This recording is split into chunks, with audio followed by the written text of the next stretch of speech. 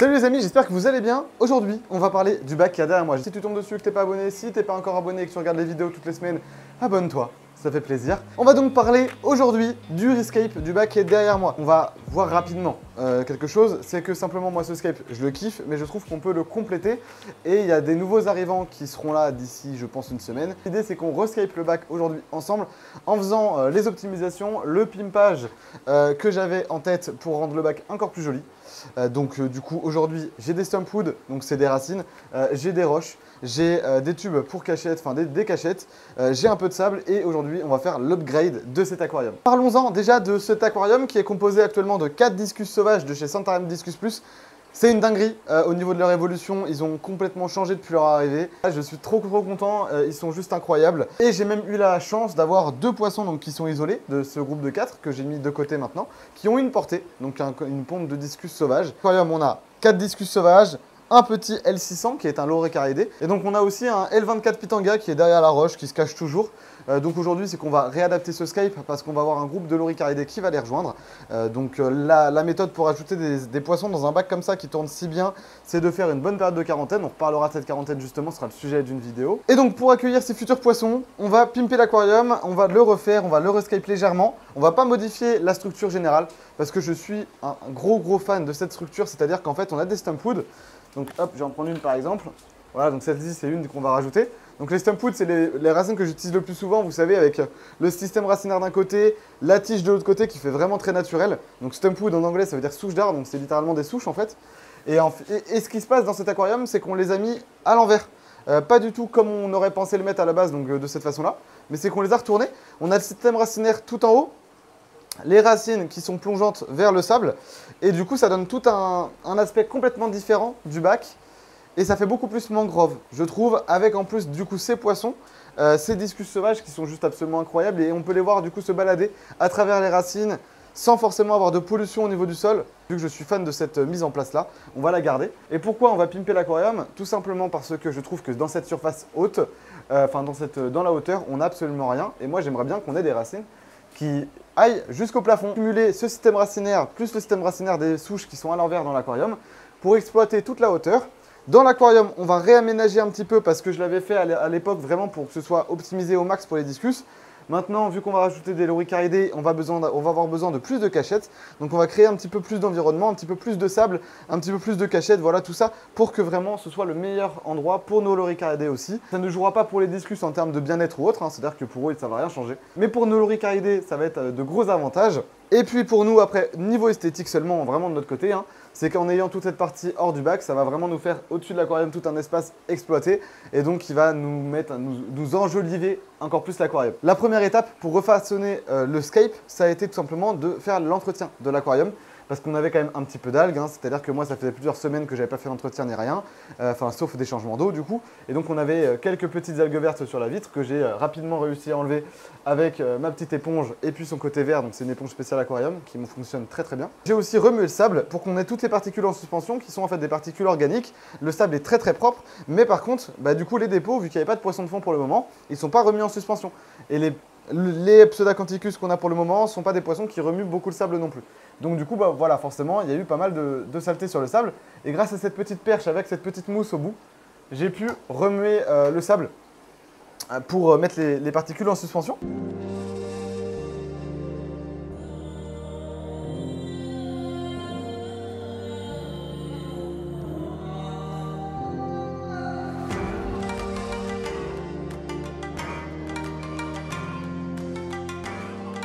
Maintenant, je vais enlever les tubes à lori qu'il y a dans le fond, les quelques pierres qui vont nous gêner, et ensuite on attaquera le réaménagement de l'aquarium.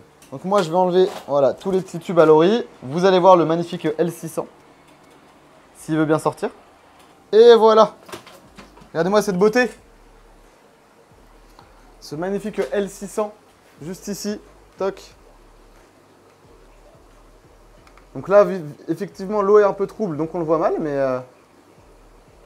Et voilà, hop, il vient de se cacher derrière. Bref. Donc, j'ai enlevé la première cave. Je vais la mettre de côté, juste ici.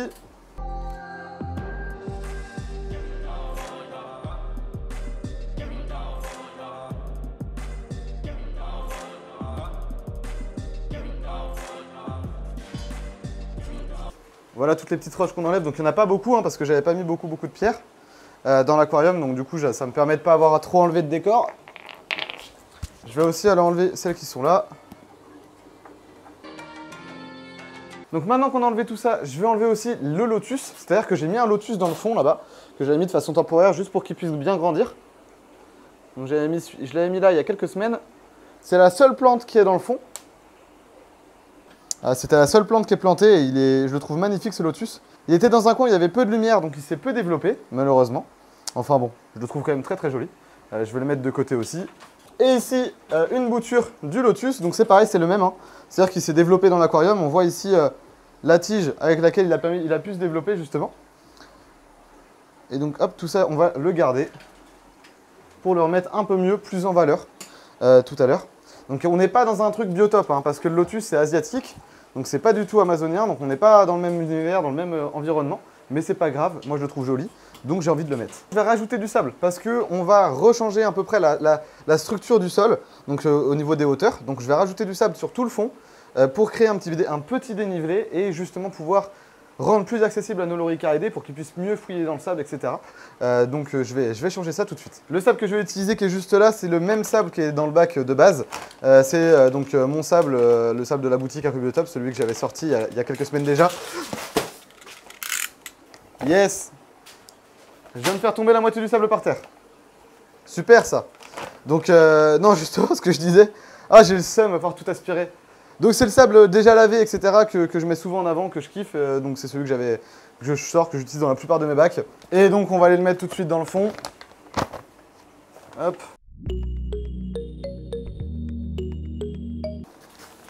Voilà. Donc déjà un premier sac. Je vais prendre le temps de tout mettre à plat, comme il faut.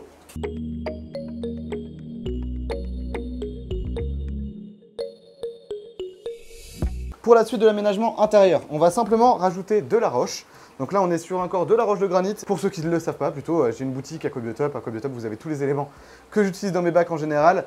Ça s'élargit de plus en plus. Merci pour tout votre soutien. Ça fait extrêmement plaisir, que ce soit pour le sable, les éléments biotop, les roches, tout ce que j'essaie de développer de plus en plus. Et d'ici quelques mois, il y aura des grosses dingueries qui arrivent. Vous n'êtes pas prêts, vraiment, ça va être une folie. Donc bon, voilà. Je vais juste utiliser du granit. Je vais placer tout ça d'abord sur l'extérieur, dans le fond. En fait, l'idée, c'est qu'on va aménager le fond et le côté ici pour faire comme un espèce d'îlot avec plus de cachettes pour les loris, etc. Enfin, plus de tout ce qu'il faut pour les loris, donc de cachettes, de roches, etc. Et c'est pour ça que j'ai mis plus de sable d'ailleurs dans le fond d'abord, parce qu'il y a un aspect esthétique d'avoir un petit dénivelé, et aussi parce que les loris vont plus être dans le fond sûrement, dans les cachettes. Donc du coup, c'est mieux pour eux.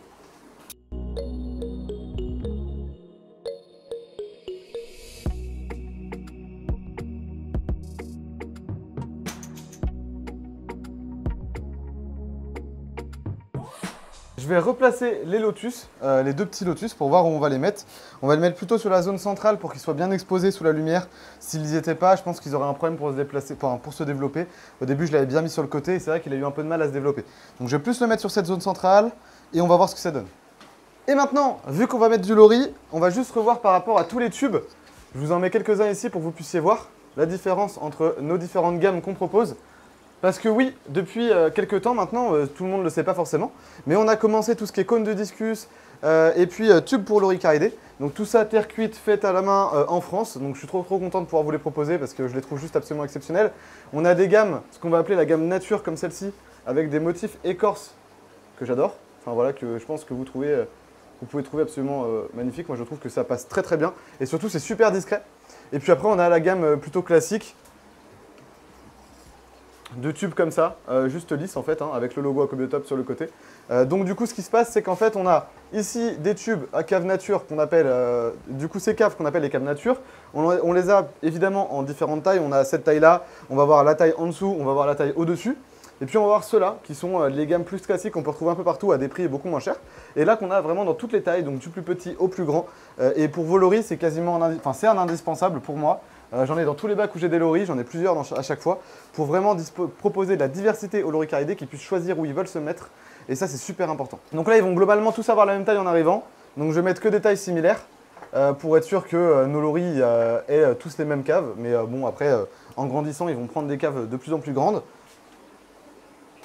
Et puis, regardez, donc là, on a par exemple les deux tailles intermédiaires. Donc là, la taille plus petite, celle que je vais mettre en grande quantité. Et je vais mettre aussi un tube un peu plus gros parce qu'il y en aura sûrement un ou deux qui seront plus gros ou un ou deux qui vont grossir plus vite. Et donc forcément, je vais mettre de la diversité. Enfin, voilà pour les caves. Je vais les placer de façon assez discrète. Les caves nature, je vais plutôt les mettre sur le devant, un peu dissimulées parce qu'elles passent très très bien et qu'elles sont assez discrètes vu que c'est le motif écorce qui leur va bien. Et puis tous les autres, on va les mettre plutôt dans le fond, dans le tas de roches pour les dissimuler assez facilement et pouvoir quand même avoir un accès. Donc toujours les cavaleries, mettez-les avec l'ouverture vers vous. Comme ça, vous pourrez au moins bien voir les poissons et être sûr qu'ils soient dedans. Et donc c'est voilà, un petit conseil par-ci par-là. Je viens de dissimuler tous les tubes. Donc là, on a les plantes qui sont mises, les tubes qui sont placés, les roches qui sont remises, le sable qui est rajouté. On est parfait pour les loricariidés qui vont venir rejoindre le groupe. Et au niveau des corps, je trouve qu'on a complètement changé le rendu. Ça fait beaucoup plus chargé au sol, beaucoup plus sympa. Et puis, ça va être beaucoup mieux pour nos loricariidés. J'ai vraiment hâte qu'ils puissent rejoindre le groupe. À mon avis, ça va déchirer. Bon, maintenant que je suis bien mouillé, on va mettre les racines en extérieur. Donc, j'ai 3 stump wood. Une plus grande, comme ça, et puis 2 plus petites. Voilà, ces deux-là. Donc l'idée, c'est que je vais les placer. Je vais commencer par mettre celle-ci d'abord dans le fond parce que je pense qu'elle pourrait être vraiment sympa. Toc, on va voir comment je pourrais la mettre. Alors, je pense que dans cette position, ça pourrait être sympa. Je vais me garder la position en tête. Je vais essayer de regarder avec les autres. La seconde, on va peut-être la mettre en rappel. Peut-être plutôt dans l'autre sens d'ailleurs, parce que le système racinaire est vraiment magnifique.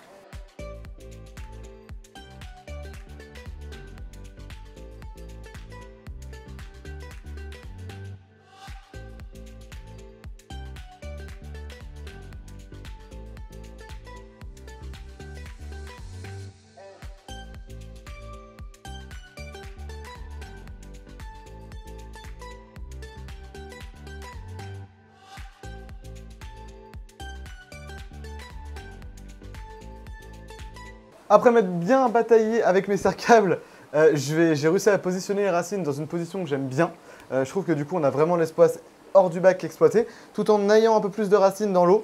Donc ça fait vraiment beaucoup plus chargé. On n'a plus du tout le même style qu'à la base, on est vraiment plus sur un truc très épuré comme il y avait avant, mais quelque chose de plus chargé, plus esthétique, plus travaillé. Et là je suis vraiment fan du rendu. Maintenant, il va bien falloir qu'on plante la partie au-dessus parce que si on laisse ça comme ça va être vachement triste. On va se rebattre avec les serre-câbles pour essayer de faire un truc encore assez stylé, donc ils sont juste là.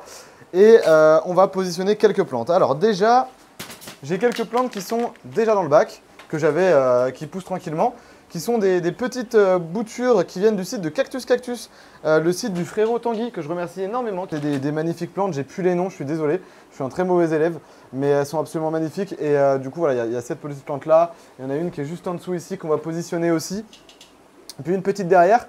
Donc l'idée, c'est que je vais les mettre dans des positions assez simples, celles-ci, vu qu'elles sont plutôt petites, pour qu'elles puissent continuer à se développer. Et quand elles seront un peu plus grandes, on les fixera sur les racines. Donc hop, celle-ci, je vais la mettre par là. Cette petite bouture, toc, que je vais mettre sur le devant, tiens, que je l'aime bien. Hop, je vais la mettre juste ici comme ça.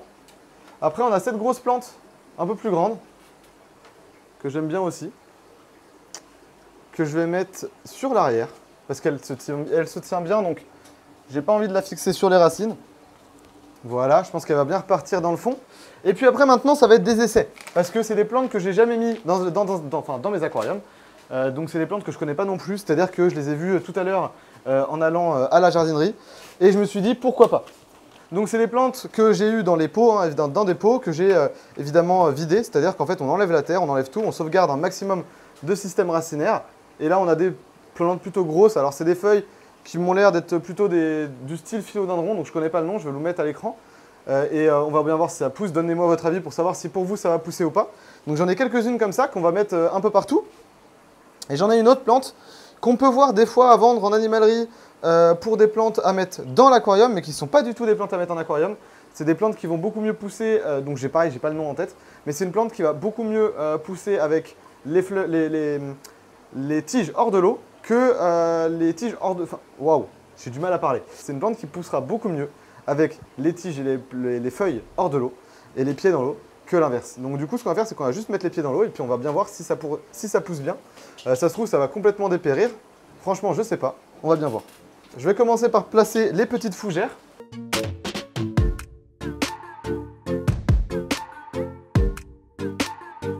Bon, Bon, je sais pas du tout si elles vont tenir. Si elles prennent et elles tiennent, c'est très bien dans le meilleur des mondes. Bah, si elles tiennent pas, tant pis, c'est pas la fin du monde non plus. Donc bon, je vais regarder ça et puis on verra bien. Je vais mettre les pieds un peu plus grands. Donc là, par contre, qu'on va bien fixer parce que sinon, ça va partir dans tous les sens. Je vais mettre un pied par là-bas, un premier isolant. Alors quand vous fixez les plantes comme ça, surtout vous ne serrez pas trop fort la tige, sinon vous allez tout simplement la froisser. Donc vous mettez bien la plante comme vous le souhaitez, vous regardez la tige qui tient le mieux par rapport à la position que vous recherchez.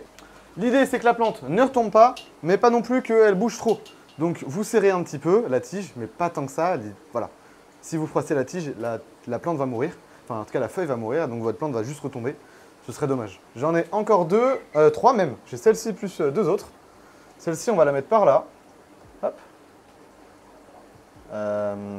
Ouais, mais c'est... Je pense que je vais... Par exemple, ici, là, je vais serrer un petit peu. Pas trop fort pour que ça reste comme ça, à peu près.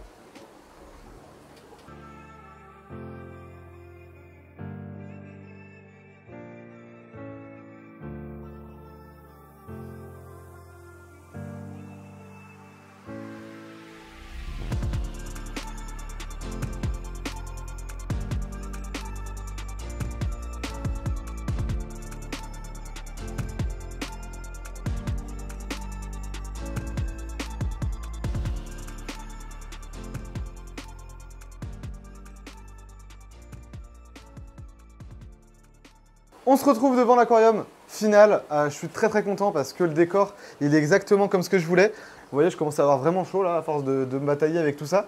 Ça change vraiment tout l'aquarium. Même si on n'est pas exactement dans un biotope, on est quand même dans un univers où globalement on a une zone forestière avec une zone de mangrove, etc. Et des poissons qui sont vraiment biotopes, etc. Des sauvages, machin.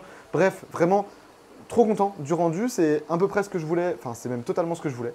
J'espère que le bac vous aura plu, que cette vidéo vous aura plu. Si vous voulez plus d'infos, n'hésitez pas à vous abonner, à liker, puis à me demander en commentaire si vous avez des choses qui ne sont pas forcément très claires. Évidemment, si vous devez refaire votre bac, je vous déconseille de remuer votre sable. Seulement, là, moi, je l'ai fait parce que j'ai qu'une petite épaisseur, donc il n'y a pas de fermentation. Si vous, par contre, vous voulez le faire, faites gaffe parce que vous avez peut-être de la fermentation. Si vous avez de la fermentation, vous risquez de tuer tous vos poissons très rapidement. Donc, ne faites pas ça, sauf si vous avez une très fine couche de sable. Au-delà de ça, il y a aussi le changement d'eau de demain qu'il va falloir faire. Je vais faire un bon 40% de changement d'eau pour être sûr d'enlever toute la pollution et d'éviter un potentiel pic de nitrite avec ce que j'ai ramené aujourd'hui. Je ne le fais pas aujourd'hui parce qu'aujourd'hui les poissons sont déjà bien stressés, parce que les dépôts sont encore un petit peu en suspension. Vous voyez, l'eau n'est pas totalement cristalline. Elle est encore un peu opaque. D'ici quelques heures, elle le sera. Mais je préfère attendre demain après-midi, voilà, pour donc un peu moins de 24 heures, pour faire ce gros changement d'eau. Au niveau technique, moi qu'est-ce que j'ai? J'ai une Twinstar S-Lite 3 qui est une rampe de fou furieux qui est juste ici, qui éclaire le bac. Elle est vraiment parfaite. Je trouve qu'il n'y a pas mieux pour éclairer un bac biotope. Moi je suis vraiment fan de cette rampe là.